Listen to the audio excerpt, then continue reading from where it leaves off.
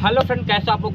उम्मीद आप लोग अच्छे होंगे, स्वस्थ होंगे। तो आज की वीडियो में आपको बताने वाले हैं कि लकड़ी के दीवान पलंग कैसे बनाया जाता है। तो मेरे चैनल पर नए हैं तो मेरे चैनल को सब्सक्राइब करें, लाइक करो, कमेंट करें, शेयर करें। जनता जनार्दन का जय बोल के वीडियो करते हैं शुरुआत।